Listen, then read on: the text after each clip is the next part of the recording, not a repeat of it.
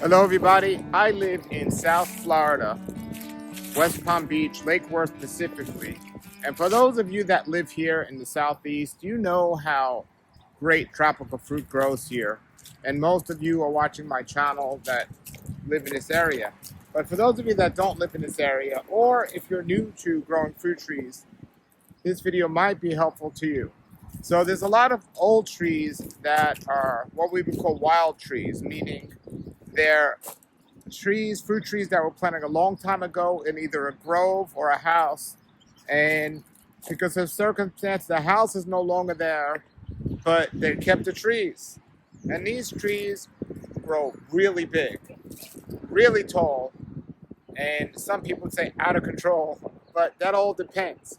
So when we're planting fruit trees today, in general, it's a good idea to do more planning of the layout to get the most fruit possible in the space you have.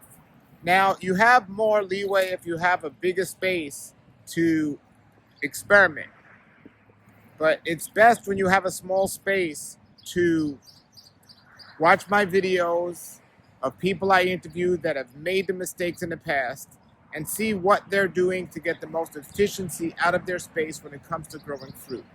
So today I'm going to just talk specifically about mangoes in general. There's something that other countries started doing called high density planting. And what that means is instead of having one big giant tree, they will have smaller trees or keep the trees smaller.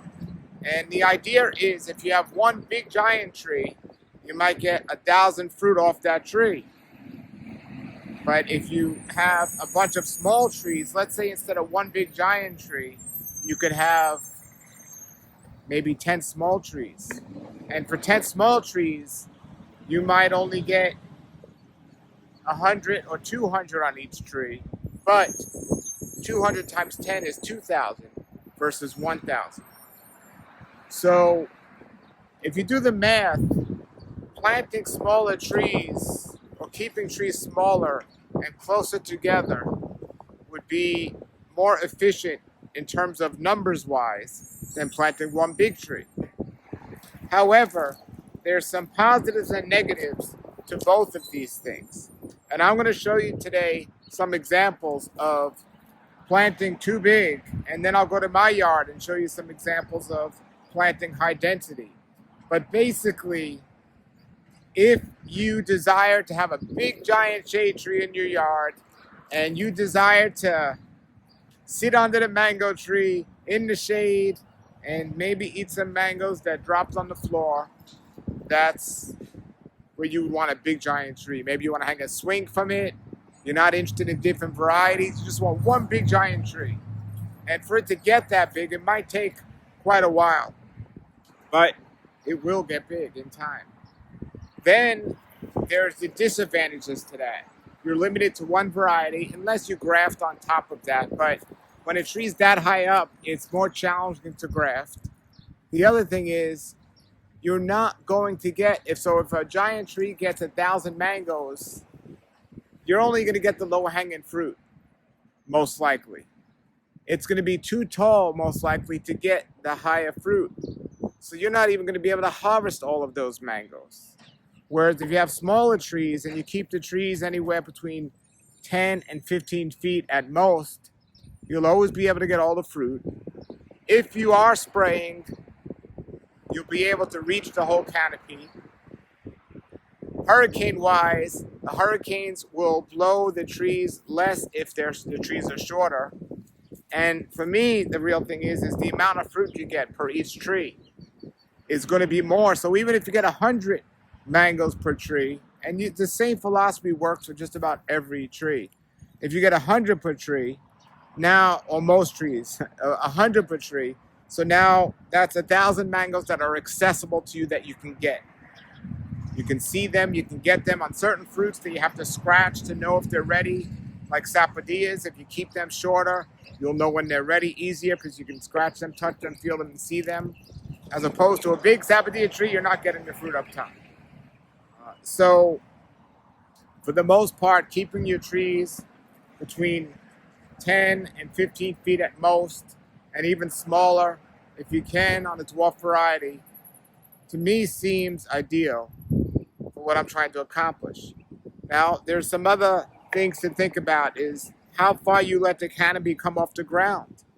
So if you have a smaller tree and you let the canopy come on the ground, you'll get, if the tree's small enough, the sun will still hit the bottom part, and ultimately you'll get more mangoes per tree. However, for me, I live in a house with children that like to walk under the trees, and I have tenants in one of my houses. So if the trees can look quite messy if they're going all the way to the ground. So for me, I like to cut the canopy at the bottom, and once the tree gets off the ground, it looks nicer. I'd rather have a step ladder, not a big ladder, a step ladder to get some higher fruit. But some people say they'd rather take little bamboo sticks or something and help hold the mangoes off the floor from touching the ground.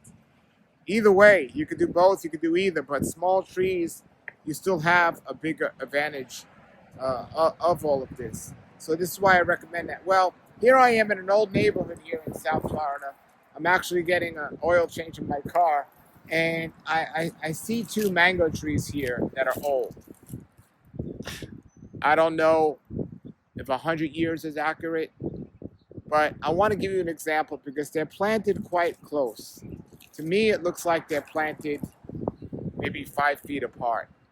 And it is mango season right now here in South Florida. And we're going to see all of these trees in the background. Many of these are mango trees. Mango trees and coconut trees grow pretty wild out here. Like when I say wild, I mean you can just walk into a new house and next door is an old mango grove with like a bunch of trees. And I'll try to show you some of the other trees and other examples of some of these big wild trees. But let me turn the camera around and give you an example of this. So this looks like one big tree, right? But it's not. It's two trees, 5 feet apart. There's actually another tree there. I don't know if that's a mango there, but 5 feet apart, two trees. So basically, one side of it is going to be that variety. One side is going to be that variety. You could do this, and I've seen this done before. I've seen even 3 trees planted in like a triangle, and each side is the mango. So instead of grafting, if you want to do that, whether you're keeping it small or large, you can still do this if the sun is in the right direction, and it's going to hit all of these trees. Now this is 2 trees, so the sun is hitting both sides. If there was a third tree in the front here, it would be blocking it a little. If there was a tree behind there, that would be blocked. But 2 trees, if it's facing the right way, it's going to get sun. And I don't know what varieties these two are. There were some mangoes on the floor, and I actually found one on the floor. It seemed right that I'm going to take home and test. But they look a little bit different, these 2 varieties. And one tree seems to be struggling more than the other tree seems to be thriving, more green. But look at these 2 trees and how close they are. And you can see the growth habit of those. Again, in that space, so right behind me there's an empty space here. It looks like there was a store here that got knocked down. So in this space, I could plant those 2 trees and it would take up this whole space. But if I planted 1, 2, 3, let's say maybe 15 feet apart or 16 feet apart, 4, 5, 6, 7, 8, 9, I could fit 10 mango trees here that'll be loaded with mangoes at 16 feet apart in this area. Maybe 15 trees here versus 2 trees. And those 10 or 15 trees will get more fruit than this big tree that's accessible. And what I mean is accessible is this lower fruit here is very accessible. But the higher fruit, that's a big challenge to get that fruit up there. You're pretty much feeding the birds at that point. That's why it's helpful and wise to keep trees smaller and trim them every year after you prune the trees. After you take the last fruit off the trees, you want to prune them. But this looks like it was never pruned, these trees, and I've seen mango trees even bigger. But let's walk around the tree here. So there's a bunch of mangoes here. They're still on the greener side.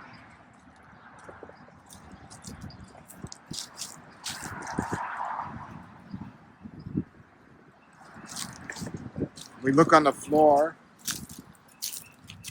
And you might think, why aren't people touching these? In certain areas, people will. Oh, here's another one I'll get to try. See, the only way you're going to get these is when they fall. You're not climbing up all the way up top and getting these, for the most part. There's some on the floor that are already been there too long. But this is what we get during mango season here. We get wild mangoes on the ground. So these other trees are not mango trees. So that's this tree. This tree doesn't look like it's doing too bad. It has good amount of mangoes on there. I'll taste them. Now, a lot of these older varieties might be from a seedling. And if they are from a seedling, they're most likely stringy and not ideal. So they might not be the best. But if they are, if these mangoes are amazing, I can come back here and get budwood and graft that onto my mango tree at home. So that's this first tree here. Now this second tree here.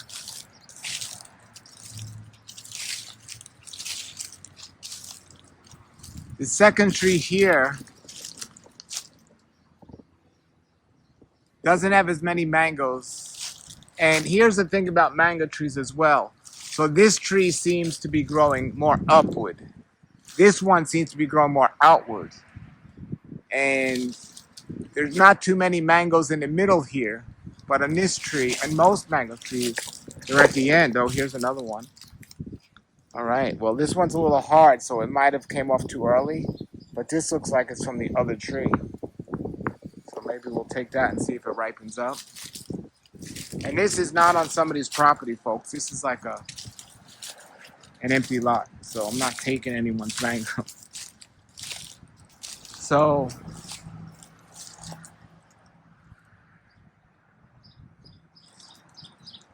these trees appear to be green and they look different.